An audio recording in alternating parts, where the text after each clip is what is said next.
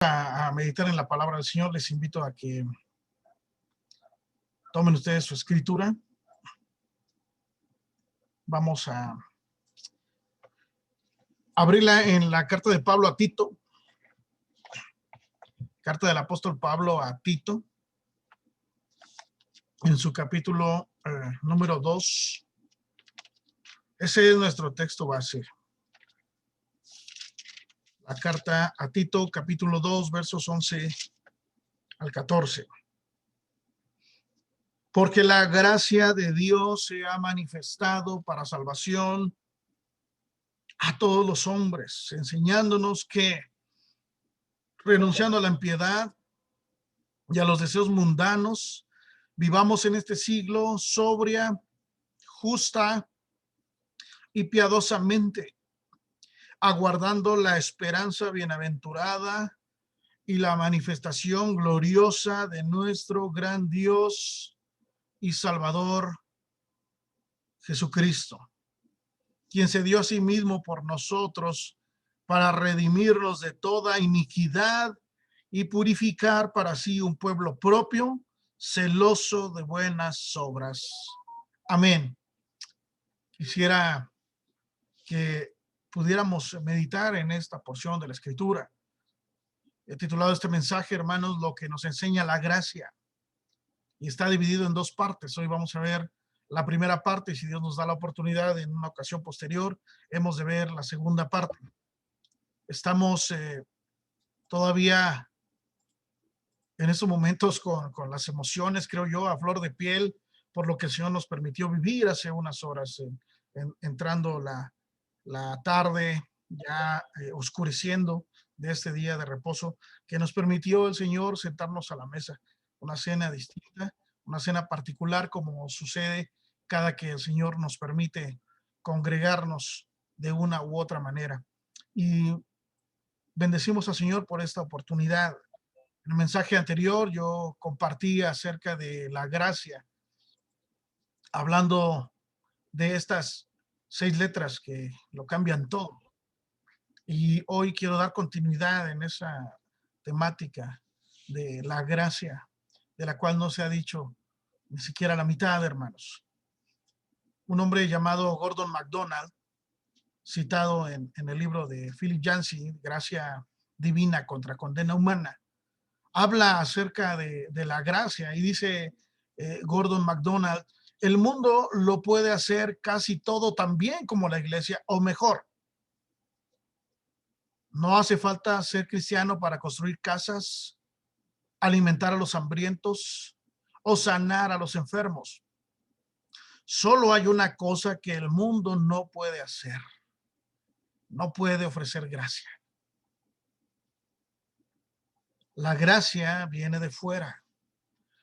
La gracia viene entonces a nosotros en forma de don y no en forma de logro, mérito, paga, recompensa, salario. La noción de que el amor de Dios llegue hasta nosotros sin costo alguno por nuestra parte quizás pudiera en algunos provocar un sentido de, no sé, no estar de acuerdo, como que no se sienten del todo seguros. Puede incluso ser que esta idea de la gracia vaya en contra de lo que es nuestra propia naturaleza, nuestro propio instinto humano. Por un lado, los budistas, por otro lado, los hinduistas, todas las religiones que existen en el mundo tienen una misma consigna: hacer cosas, hacer obras para poder ganar la aprobación de Dios, para poder ser acepto con base en los propios méritos personales. Todos estos ofrecen maneras para ganarse la aprobación. Solo el cristianismo se atreve a hacer del amor de Dios algo incondicional. Se cuenta que en alguna ocasión se encontraban en una sala varios eruditos discutiendo acerca de cuál era la mayor aportación del cristianismo al mundo. Y estaban hablando de una cosa y de otra, cada uno de ellos exponiendo cuál era, según su perspectiva, la mayor aportación que el cristianismo ha hecho al mundo. En eso estaban cuando entró un hombre llamado C.S. Lewis. C.S. Lewis, el autor, entre otros libros, de las Crónicas de Narnia. C.S. Lewis, este hombre que era también un hombre bastante preparado, bastante capaz y que tenía un discernimiento muy particular de la palabra, entró y al darse cuenta de lo que estaba sucediendo, alguien le preguntó a C.S. Lewis qué opinaba él. Dinos, por favor, le dijeron a él, ¿cuál es, según tu perspectiva, la mayor aportación del cristianismo al mundo? Y él dijo rápidamente, la gracia. Esa pregunta es una pregunta muy fácil. La gracia es la mayor aportación del cristianismo al mundo. La gracia, hermanos. La gracia. Esas 6 letras que lo cambian todo. Así que yo tomé como referencia estos versos de la carta a Tito, los cuales hemos leído al inicio de este mensaje. Lo que nos enseña la gracia. Primera parte, ese es el título que estamos estudiando. Y yo dividí en 3 secciones grandes este mensaje. La primera a la cual me quiero referir es el verso 11.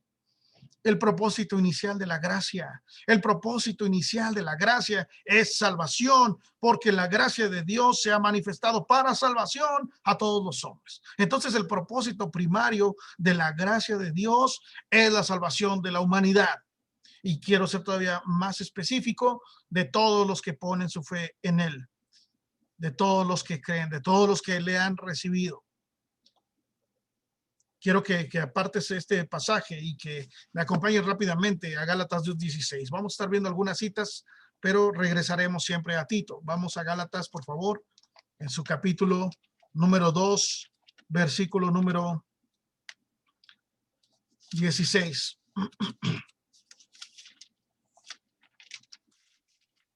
Gálatas 2:16, hermanos.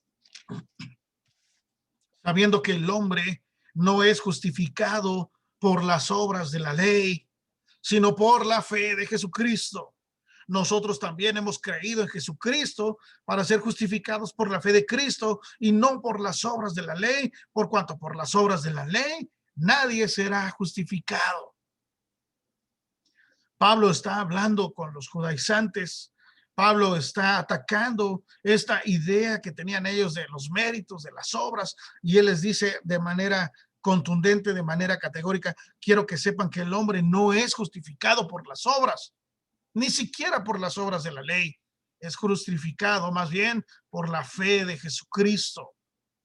Y nosotros hemos creído también en Jesucristo, dice Pablo, para ser justificados, para ser declarados justos por la justicia de Cristo, por la obediencia de Cristo. La gracia, entonces, la gracia de Dios no queda en el plano de la intención. Esta gracia es más bien llevada al terreno de la acción. Después de todo, ¿qué sería la compasión si se queda solamente en mero sentimentalismo? No sería otra cosa más que vanidad. Pero no, amados hermanos, la gracia del Señor ha sido manifestada, ha sido expuesta de manera plenamente visible. Es decir, que no hay duda de que la gracia de Dios se ha expresado en favor de sus escogidos. ¿Quién era yo? ¿Quién eras tú? ¿Qué podríamos ofrecerle al dueño de todas las cosas? Me basta, dice el canto, servirte y amarte. ¿Es todo entregarme yo a ti? Entonces acepta mi vida. Pero aún nuestra vida misma depende de Dios.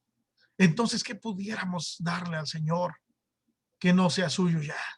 No hay nada que podamos nosotros ofrecer para ser merecedores de tan grande compasión. Es por gracia y solo por gracia. Regresa conmigo a Tito, por favor, pero ahora vamos al capítulo número 3.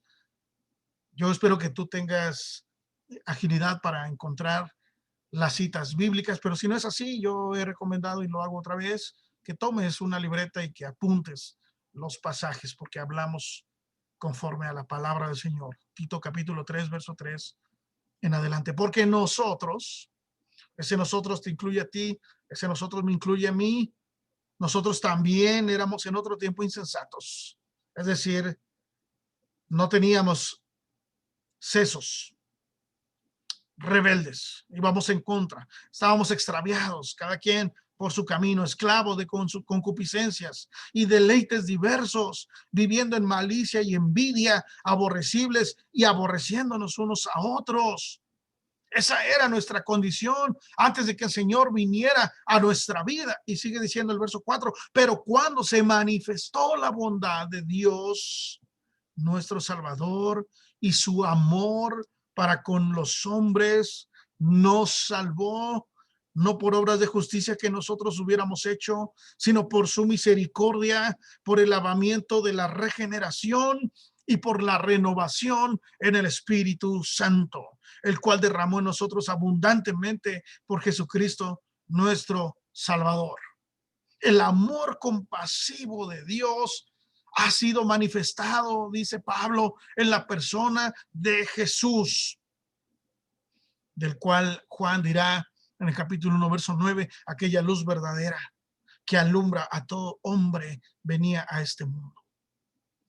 Tal vez en nuestra mente limitada, hermano, no alcanzamos a discernir este hecho tan extraordinario, tan grandioso que se ha suscitado en la humanidad, que Dios envió a su Hijo al mundo.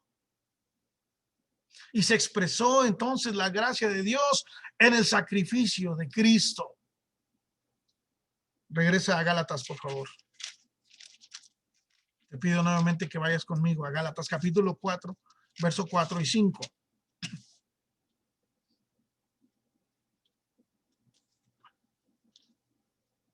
Pero cuando vino el cumplimiento del tiempo, Dios envió a su Hijo, nacido de mujer y nacido bajo la ley, para que redimiese a los que estaban bajo la ley, a fin de que recibiésemos la adopción de hijos. Puedes ver entonces cómo el propósito primario de la gracia es salvación. Es salvación. Cuando vino el cumplimiento del tiempo de Dios, el kairos de Dios, cuando Dios decidió intervenir en la historia de la humanidad, Dios envió a su Hijo Jesús a nacer de una mujer semejante a nosotros en todo, pero sin pecado, con el propósito de redimirnos, con el propósito de comprarnos, con el propósito de que nosotros recibiéramos la adopción de hijos. Hay una parte muy trascendental en esta palabra, porque cuando hablamos de adopción, hablamos de que el Padre nos eligió. El adoptado es un hijo elegido. No solamente es un hijo deseado, es un hijo elegido. De ahí que sea prerrogativa de Dios elegir a sus hijos. Y yo quiero que mires a Jesús, mira a Jesús, pagando el justo por los injustos, el puro y santo por los más viles pecadores, el Hijo de Dios haciéndose hombre para que los hombres pudiesen ser hechos hijos de Dios. El amor de Dios excede en verdad todo entendimiento. Por eso he hablado ya en mensajes anteriores sobre la gracia inefable que no se puede describir en términos humanos. Sabemos que estamos todos bajo la transgresión, puesto que en Adán todos hemos pecado. Pero Pablo dice en Romanos capítulo 5 lo siguiente. El apóstol Pablo, tratando este tema en su carta a los Romanos, en el capítulo 5, verso 15, dice lo siguiente: pero el don, hablando de la gracia, hablando de la compasión de Dios, hablando de la misericordia de Dios, pero el don no fue como la transgresión. Porque si por la transgresión de aquel uno, hablando de Adán, murieron los muchos, abundaron mucho más para los muchos la gracia y el don de Dios por la gracia de un hombre, Jesucristo. Bendito sea el Señor, bendice el nombre del Señor, porque el don de Dios no fue como la transgresión. Ciertamente donde hubo mayor pecado, mayor gracia, sobreabundó la gracia. La gracia no le cuesta nada a aquel que la recibe, pero le cuesta todo a aquel que la da. No se trata de ti, no se trata de mí, se trata de Él, porque de Él y por Él y para Él son todas las cosas. A Él sea la gloria por los siglos de los siglos. Amén. La salvación de nuestros pecados, entonces, es el propósito primario de la gracia para con nosotros. Pero no es el único propósito. Es el primer propósito, salvación. El segundo propósito lo vamos a encontrar en Tito, que es, repito, nuestro texto base, capítulo 2, versículo ahora número 12. Enseñándonos que, renunciando a la impiedad y a los deseos mundanos, vivamos en este siglo sobria, justa y piadosamente. Este segundo propósito de la gracia, entonces, tiene que ver ahora con la respuesta que da aquel que ha recibido dicha gracia. Se equivocan terriblemente los que piensan que el amor compasivo de Dios no demanda de nosotros una respuesta obediente. Se equivocan y se equivocan tremendamente. Este propósito entonces tiene que ver con la forma en cómo recibimos la gracia y cómo respondemos también a esta gracia. Y yo quiero enfocarme en esta palabra, renunciando. Renunciar es abandonar. Renunciar es dejar de hacer. La renuncia, quiero decirte, es un acto de la voluntad. Cuando hablamos de renuncia, hablamos que la decisión depende del sujeto que renuncia. Es diferente a un despido. Una persona puede hacer mal su trabajo y por esa causa, entre otras más, puede ser despedida. ¿Sabes qué? Ya no estás más empleado, ya no perteneces a este lugar. Estás despedido, te hemos corrido del trabajo, se dice coloquialmente. Pero es diferente a cuando yo llego y digo, yo renuncio. Yo por mi propia voluntad, yo dejo de pertenecer, yo dejo de hacer. Es un acto que reside en el interior de la persona. Renunciar entonces es ponerle fin a un trabajo o a una práctica. ¿Y qué nos está diciendo el Señor? Bueno, que en respuesta a su gracia, hermano, renuncia. ¿A qué debemos renunciar? Sería la siguiente pregunta. ¿A qué debemos renunciar? ¿Al odio? ¿A la amargura? ¿A la pereza? ¿A la indiferencia? Tal vez a la apatía, a la incredulidad, al orgullo, a la soberbia, a la falsa modestia, a la calumnia, al chisme, a la avaricia, a la codicia. No lo sé, pero el verso sí dice que el creyente debe renunciar. Y dice que debe renunciar a la impiedad. A la impiedad. La impiedad, hermanos, es la maldad. Esa maldad que de acuerdo con el Señor Jesús viene de dentro del corazón del hombre. No es lo que viene de fuera, dice Jesús. Lo que contamina al hombre es lo que sale ya de su interior. Esa maldad que está dentro de nosotros, conforme también lo enseña el apóstol Pablo en su carta a los Romanos, cuando dice el pecado que mora en mí. Es que el pecado mora en mí, está dentro de mí. Estoy vendido al pecado, le pertenezco a él. Pero quiero decirte que el generoso amor de Dios se ha manifestado para que nosotros abandonemos esa antigua manera de vivir, esa manera que es contraria, completamente contraria a la voluntad del Señor. Esa manera de vivir que agrada más al yo, que se deleita en no tomar en cuenta al Señor. Pero ¿qué dice la Escritura? Mira conmigo primera carta de Pedro, por favor. Vamos ahora juntos a primera de Pedro, capítulo 1, verso 14 al 16. Como hijos obedientes, no os conforméis a los deseos que antes teníais, estando en vuestra ignorancia, sino como aquel que os llamó es santo, sed también vosotros santos. ¿En qué, hermanos? En toda vuestra manera de vivir. Eso incluye cuando estás en el hogar, eso incluye cuando estás en el trabajo, eso incluye cuando estás en la escuela, cuando vas al mercado, cuando estás en la fila del banco, en donde quiera que te encuentres, cuando vas en tu auto, cuando vas en el transporte público. Eso incluye tus tiempos de vacaciones, eso incluye tus tiempos laborales o de ocupaciones, eso incluye cuando estás solo, eso incluye cuando estás acompañado. En toda vuestra manera de vivir, porque escrito está, dice el Señor, sed santos, porque yo soy santo. Pedro entonces nos introduce en esta sección diciendo que antes teníamos muchos deseos que eran contrarios a la voluntad de Dios, quizás por ignorancia, quizás teníamos desconocimiento de la voluntad de Dios y entonces nuestra conducta y nuestro pensamiento eran opuestos a lo que Dios enseña en su palabra. Esto es impiedad, esto es maldad. Y por supuesto que la impiedad incluye también los deseos mundanos, porque el texto de Tito dice, enseñándonos que renunciando a la impiedad y a los deseos mundanos,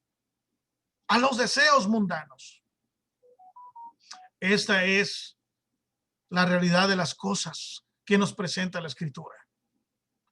Cuando nosotros vemos el mundo en la palabra del Señor, puede referirse al planeta, puede referirse también al género humano, pero hay una tercera acepción que es la que se utiliza aquí cuando la Biblia habla acerca de el mundo. Se refiere al sistema de cosas y valores que rigen a la humanidad caída. Estos deseos mundanos son los placeres pecaminosos que Pablo describe como esta condición de estar muertos en delitos y pecados, siguiendo la corriente de este mundo, en Efesios 2, versos 1 y 2, en los cuales dice Pablo, nosotros anduvimos también en otro tiempo en los deseos de nuestra carne, dice el verso 3 de Efesios 2, haciendo la voluntad de la carne y de los pensamientos, y éramos por naturaleza hijos de ira, lo mismo que los demás, hijos de la ira de Dios. Estos deseos de los cuales nosotros también anduvimos, y ahora dice no más, deseos que también son descritos en la carta a los Gálatas como las obras de la carne: adulterio, fornicación, inmundicia, lascivia, idolatría, enemistades, hechicerías, pleitos, celos, contiendas, iras, disensiones, herejías, y sigue la lista: envidias, homicidios, borracheras, orgías y cosas semejantes a estas, dice Pablo en Gálatas 5, versos 19 al 21. Yo los amonesto en contra de esto. Ya se los he dicho antes, los que practican tales cosas no heredarán el reino de Dios. Y la clave es la práctica. La práctica es la constancia, es hacerlo de manera recurrente. Una cosa es hacerlo de una manera esporádica, una caída, otra cosa es vivir en ese estado constante. Pero Juan, en su primera carta, y ese sí te acompaño, te pido perdón que me acompañes a verlo, en primera carta de Juan, capítulo 2, versículo número 16, dice lo siguiente. De hecho, quiero que veamos desde el verso 15. No améis al mundo ni las cosas que hay en el mundo. Si alguno ama al mundo, el amor del Padre no está en él, porque todo lo que hay en el mundo, los deseos de la carne, los deseos de los ojos, la vanagloria de la vida, no proviene del Padre, sino del mundo. Y el mundo pasa y sus deseos también. Dice primera de Juan 2, 15, 16 y primera parte del 17. No sé si puedes verlo, pero todos los deseos mundanos, todas las obras de la carne, son nacidas de nuestra condición pecaminosa. Estas no proceden del Padre, proceden de nuestra propia naturaleza corrupta, porque del Padre procede gracia, compasión, amor genuino, santidad, amor puro. Ahora bien, la voluntad de Dios para con nosotros es que nosotros nos santifiquemos, que nosotros renunciemos a todo esto, como he venido diciendo, de acuerdo a lo que Pablo dice en Tito, capítulo 2, verso 11 en adelante. El verso 12 dice, enseñándonos que renunciando a la impiedad y a los deseos mundanos, y ahora va a presentar lo opuesto, vivamos en este siglo, ya desde ese tiempo, no esperarnos hasta que el Señor venga por segunda vez, sino ya en este mismo instante nosotros podamos vivir, dice el texto, sobria, justa, piadosamente. Ya Pablo le dijo a los tesalonicenses, la voluntad de Dios es vuestra santificación. La voluntad de Dios es que ustedes se aparten de este tipo de conductas, de acciones, de pensamientos, de sentir, Esa es la voluntad de Dios. Este es el propósito segundo de la gracia. El primero es dar salvación. El segundo es la santificación de aquel que ha recibido esa gracia. Por eso dice Pablo en 2 Corintios, capítulo 7, verso 1, mi hermano. 2 Corintios, capítulo 7, verso 1. Así que, amados, puesto que tenemos tales promesas, limpiémonos. Limpiémonos. ¿De qué? De toda contaminación, de carne y de espíritu. Y dice más, perfeccionando la santidad en el temor de Dios. A medida que más y más conocemos a Dios, en la medida que más y más conocemos la voluntad de Dios,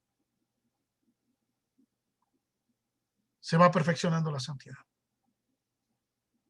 Por el temor de Dios. Porque queremos agradarle al Señor. Ese himno que dice, Padre, a tus pies me postro. En una de sus estrofas dice, no deseo ofenderte. Viviré para agradarte. No deseo ofenderte. Ese es el propósito de la gracia, hermanos. Una vez que la persona ha sido salva por gracia, ahora el siguiente propósito de la gracia es que la persona se limpie de toda contaminación, de todos esos deseos que antes le gobernaban. Renuncio a ese estilo de vida, renuncio a esa impiedad, renuncio a esos deseos. Entonces, quiere decir que hay una responsabilidad de parte de aquel que ha recibido la gracia del Señor. Hay una renuncia, hay una búsqueda de la santidad, porque sin santidad nadie verá al Señor. La gracia nos enseña que Dios envió a su Hijo para que nosotros vivamos por él. En primera de Juan capítulo 4, verso 9, el apóstol va a dejar estas palabras también para nosotros ahora. En esto se mostró el amor de Dios para con nosotros. ¿Recuerdas que la gracia fue manifestada? Que el amor de Dios fue expuesto, plenamente visible. En esto se mostró el amor de Dios para con nosotros, en que Dios envió a su Hijo unigénito al mundo para que vivamos por él.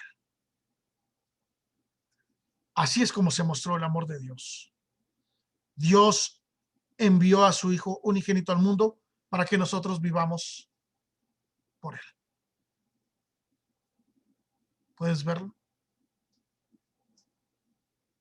La gracia, entonces, nos dice que la razón por la cual Dios envió a su Hijo es para que vivamos para él. Que renunciemos a todo aquello que es contrario a su voluntad y que tal vez por ignorancia lo llegamos a hacer en algún momento. Yo me he encontrado con personas a las cuales les comparto el evangelio y me dicen, es que yo no sabía eso. Yo no sabía que debo de cuidar lo que sale de mi boca porque con esa boca yo alabo al Señor. Yo no sabía. Yo no sabía que debo también de cuidar mi alimentación porque eso da también una señal de que yo quiero vivir en santidad sirviendo al Señor. Yo no sabía eso. Yo no sabía que lo que estaba haciendo, yendo de una relación a otra, era algo que desagradaba a Dios. Y tal vez muchas cosas que antes hicimos, las hicimos por desconocimiento, pero una vez que llegó la gracia a nuestra vida, ahora esa gracia nos enseña que debemos renunciar a todo eso. Y hay una tercera enseñanza de la gracia que podemos rescatar de esta porción de Tito 2, 11 al 14. Ahora me voy a enfocar en los versos 13 y 14. Los versos 13 y 14. Quiero tomar ahora este tiempo para poder hablar de cuál es la razón por la cual se nos demanda esta renuncia. ¿Qué nos enseña la gracia ahora? Dice el verso 13, aguardando la esperanza bienaventurada y la manifestación gloriosa de nuestro gran Dios y Salvador Jesucristo, quien se dio a sí mismo por nosotros para redimirnos de toda iniquidad y purificar para sí un pueblo propio, celoso de buenas obras. si tú pudiste ver, si tú prestaste atención a esto, ¿por qué somos llamados a renunciar a la impiedad y a los deseos mundanos? Porque el Señor Jesucristo regresará. Y dice Pablo, Maranatha, el Señor viene. Tú anhelas con todo tu anhelo, con todo tu corazón, que el Señor regrese, que el Señor venga con poder y gloria. Tú anhelas eso, tú pides eso, tú clamas a Dios por eso. Esperamos, dice Pablo, la esperanza bienaventurada y la manifestación gloriosa de nuestro Señor Jesucristo. Eso es lo que esperamos, hermanos. ¿Por qué somos llamados a renunciar a la impiedad y a los deseos mundanos? Porque el Señor Jesucristo regresará y porque la intención del Señor Jesús es tener un pueblo que sea diferente, un pueblo que sea especial. El sacrificio que Él hizo en la cruz, el propósito supremo es conformar un pueblo singular, un pueblo distintivo, un pueblo que marque la diferencia en su entorno. Ya desde el Antiguo Testamento nosotros vemos que está presente esta intención de Dios al elegir por misericordia a una nación de entre todos los pueblos. En Deuteronomio 14, versículo número 2, dice el texto, porque eres pueblo santo a Jehová tu Dios. Jehová te ha escogido para que le seas un pueblo único de entre todos los pueblos que están sobre la tierra. Esa es la elección de Dios. Dios pudo haber elegido cualquier otro pueblo, más grande, más fuerte, más listo, más numeroso, no lo sé, con mayor poderío militar, con una mejor economía, con mayores avances científicos, pero a Dios le plació elegir al pueblo de Israel, un pueblo dedicado a la agricultura, a la ganadería, un pueblo pobre, un pueblo que ni tierra tenía. ¿Qué podía ofrecer? No podía ofrecer nada. Lo mismo en el caso de nosotros. Como le dice Pablo a los Corintios, miren ustedes, no son nobles, no son puros, no son de la realeza. Dios eligió lo vil porque así lo quiso hacer. Él lo quiso hacer así. Él quiso tener desde un principio un pueblo santo, un pueblo especial, un pueblo elegido, y ustedes me serán, dice en Éxodo, un reino de sacerdotes, gente santa, serán mi especial tesoro sobre los pueblos. Para eso eligió al pueblo de Israel y esa intención no ha cambiado. Por eso Pedro nos recuerda en su primera carta, capítulo 2, verso 9, mas vosotros sois linaje escogido, real sacerdocio, gente santa, un pueblo adquirido por Dios, con el propósito de que anuncien las virtudes de aquel que os llamó de las tinieblas a su luz admirable. Hermanos, he aquí una realidad hermosísima que no quiero yo pasar por alto. La gracia de Dios no es algo accidental. Piense en alguien que acaba de retirar muchos miles de pesos del banco y que yendo por el camino se le caen y salen volando, no los puede recoger. Y alguien que pasa dice, un billete, gracias, esto es un regalo. Pero el que dio ese billete ni siquiera lo dio, fue un accidente. Él iba y se le cayeron y entonces pues ya no lo pudo recuperar y entonces no lo cuenta como gracia, sino como una desgracia. Eso no es la gracia. La gracia no es algo accidental. La gracia es algo que no sucede por equivocación. No, hermanos, no.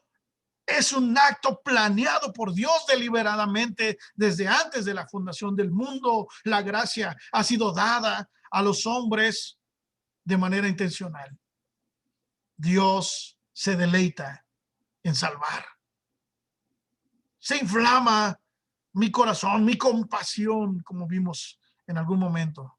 Dios es compasivo, se llama ese mensaje que tú puedes ver en nuestra página de Facebook de Villada.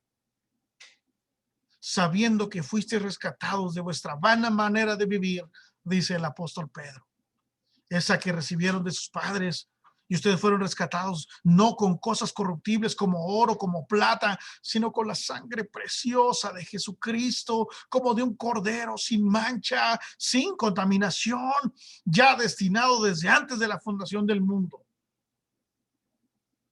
Comete un error también aquel que piensa que Dios no tenía conocimiento, no sabía que la primera pareja iba a fracasar, porque Él ya tenía el plan de salvación desde antes de la fundación del mundo. Jesucristo ya estaba preparado para ofrecerse en sacrificio. Este sacrificio que fue manifestado, dice Pedro, en los posteriores tiempos, por amor de vosotros. Por amor de vosotros. La causa de la gracia es el amor compasivo de Dios por aquel desvalido, como reflexionábamos ayer en el mensaje de la Cena del Señor. Ese lisiado, esa persona que no puede valerse por sí misma, vulnerable, que no significa gran cosa. A ese es al que el rey mandó llamar. Así nosotros. Quiero decirte, amado, que Jesús se entregó por ti y por mí. Y lo hizo de manera voluntaria. No lo hizo de manera obligada. Jesús, en concordancia perfecta con el Padre, decidió entregar su vida en rescate por muchos. Jesús le dijo a sus discípulos, porque el Hijo del Hombre no vino para ser servido, vino para servir y vino también para dar su vida en rescate por muchos. Para eso vino, para eso vino. Y cuando en Juan 10 habla acerca del buen pastor, Jesús dice, por eso me ama el Padre, porque yo pongo mi vida. Yo la pongo y después la vuelvo a tomar. Nadie me la quita. Yo he escuchado en muchas ocasiones que algunos afirman que Jesús murió porque desafió al sistema, que Jesús murió porque él era un revolucionario, que Jesús murió porque representaba una amenaza para el imperio, etcétera, etcétera. Cosas que no tienen sentido de acuerdo a la palabra. De acuerdo a la escritura, dice Jesús, nadie me quita mi vida, yo la pongo. Yo mismo pongo mi vida. Nadie tiene el poder de quitármela. Yo la ofrezco voluntariamente. Tengo poder para ponerla, dice Jesús. Escucha, hermano, esto está grandioso. Estoy citándote Juan 10, 17 y 18. Tengo poder para ponerla y tengo poder para volverla a tomar. Y este mandamiento yo recibí de mi Padre. Por eso mi Padre me ama, porque yo cumplo su voluntad. Por eso mi Padre me ama, porque yo ofrezco mi vida. Por eso mi Padre me ama, porque yo tengo poder para poner la vida y tengo poder para recuperarla. Por eso el escritor de la carta a los Hebreos nos dice que Jesucristo se dio a sí mismo por nuestros pecados para librarnos del presente siglo malo. Pero agrega lo siguiente, conforme a la voluntad de nuestro Dios y Padre. Esto es, perdonen, Gálatas 1, 3 y 4. Que se dio a sí mismo conforme a la voluntad de nuestro Dios y Padre. Era la voluntad de Dios que el Hijo se ofreciera y era la voluntad del Hijo ofrecerse en obediencia a su Padre. Efesios 5:2 dice, y andad en amor, como también Cristo nos amó y se entregó a sí mismo por nosotros, ofrenda y sacrificio a Dios en olor fragante. Otro texto también de Pablo a Timoteo, en el capítulo 2, versos 5 y 6, dice, porque hay un solo Dios y un solo mediador entre Dios y los hombres, Jesucristo, hombre, el cual se dio a sí mismo en rescate por muchos, de lo cual se dio testimonio a su debido tiempo. Todos estos pasajes y muchos, muchos otros más nos hablan de este propósito deliberado de Dios de dar gracia, como un acto que salió de la voluntad de Dios, no como algo accidental. Si estamos hoy aquí, no es por accidente, no es por rebote, es porque fue un acto deliberado de Dios salvarnos de nuestros pecados en Cristo Jesús. Él preparó de antemano todo esto para que nosotros fuésemos hechos hijos suyos. Cristo se ofreció a sí mismo sin mancha, y ha limpiado nuestra conciencia y nos ha dado vida nueva y nos ha hecho participantes de su naturaleza divina. De tal manera que el apóstol Pablo le dirá a los Efesios en el capítulo 10, porque somos hechura suya, creados en Cristo Jesús para buenas obras, las cuales Dios preparó de antemano para que anduviésemos en ellas. Cristo amó a tal punto a sus elegidos, Cristo amó a tal punto a su iglesia que dio su vida por ella. Por eso es que se nos demanda a nosotros como esposos hacer lo mismo con nuestra esposa. Así como Cristo amó a la iglesia, se entregó a sí mismo por ella para presentársela a sí mismo como una iglesia gloriosa, que no tuviese ni mancha, ni arruga, ni cosa semejante, sino que fuese santa y sin mancha. Ese es el propósito también de la gracia. Quiero recapitular entonces. El propósito primario es la salvación de todo aquel que ha puesto su fe en Jesús. Eso es lo que nos enseña la gracia. Y la gracia también nos enseña que hay una respuesta de parte nuestra, que debe haber una respuesta de parte de nosotros que hemos recibido esa gracia, renunciando a la impiedad y a los deseos mundanos. Y ahora vivir para Él. Y la razón de que podamos vivir para Él es que Cristo se ofreció a sí mismo. Fue un acto voluntario de parte de Cristo Jesús y fue un acto deliberado de parte de Dios de amor para con aquellos que han de poner su fe en Él. Fue la obra de Cristo en la cruz cuando Él se entregó por la iglesia, que la hizo limpia, que la purificó para sí mismo, que la hizo gloriosa, que la hizo sin mancha, que la hizo sin arruga y que la apartó exclusivamente para Él. Mira segunda a los Corintios. Vamos terminando. Mira segunda a los Corintios, por favor. Yo te invito. Sigue conmigo esta lectura. Capítulo 5 de segunda a los Corintios, versículo número 14. Porque el amor de Cristo nos constriñe. Hay algunos de nosotros que somos más sensibles que otros. Pero Pablo, quiero que veas a Pablo, un hombre duro. Un hombre que en algún momento les dijo, bueno, ¿quieren que vaya con amor, con mansedumbre, o que vaya con una vara y que les ponga 2, 3 azotes? Un hombre duro, un hombre fuerte, un hombre recio, un hombre del cual dice la escritura que ponían las vestimentas de Esteban, el mártir primero, y él estaba de acuerdo con eso. Mátenlo. Y que iba y que los arrastraba de los cabellos y los traía presos a Jerusalén, y que bufaba cuando tuvo su encuentro con Cristo ahí en el camino a Damasco. Ese hombre que fue transformado por el Espíritu Santo ahora nos está diciendo esto: el amor de Cristo nos constriñe, nos hace aquí adentro, nos remueve todo el amor de Cristo.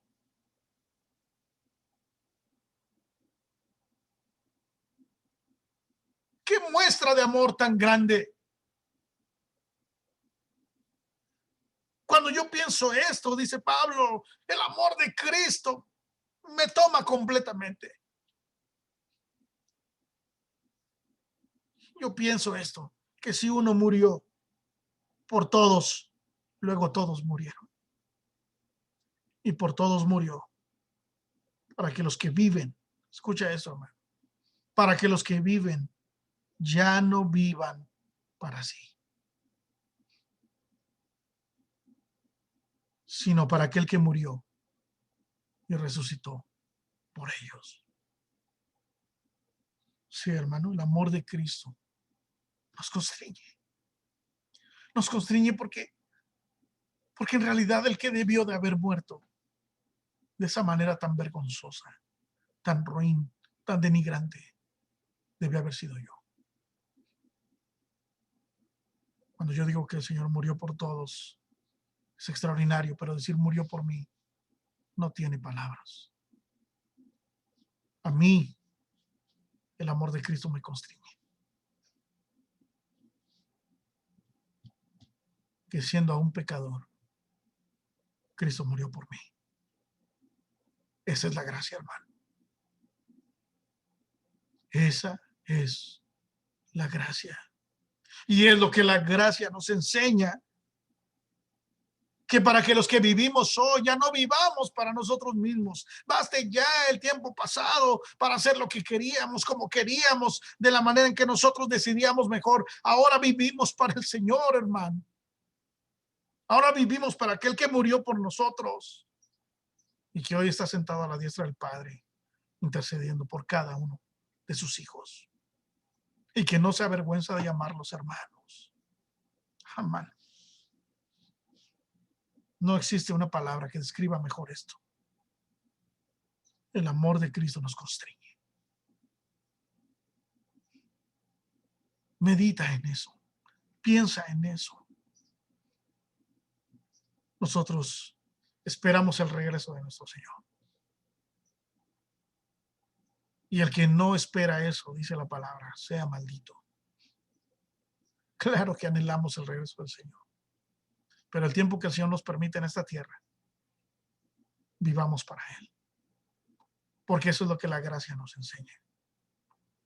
La razón por la que Cristo murió como nuestro representante es para que nuestra antigua manera de vivir, esa antigua manera rebelde, contraria a la voluntad de Dios, muriera en la cruz con Él. Y que aquel que pusiera su fe en Él fuera libertado y resucitado con Él para vida nueva, para andar en novedad de vida por Él y para Él. Concluyo con este pasaje de Gálatas.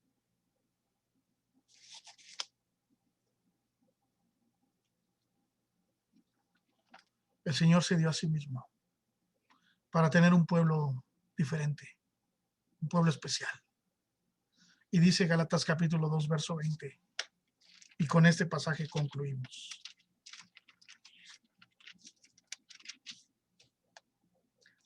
Con Cristo estoy juntamente crucificado. Y ya no vivo yo, mas Cristo vive en mí.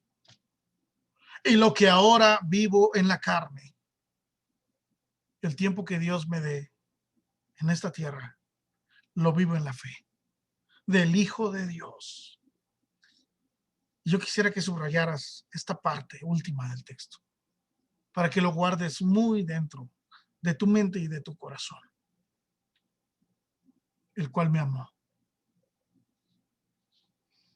¿Cómo no nos vamos a constreñir, hermanos? ¿Cómo no se nos vamos a apoderar? ¿No? ¿Cómo no se va a apoderar de nosotros este sentir? El cual me amó y se entregó a sí mismo por mí.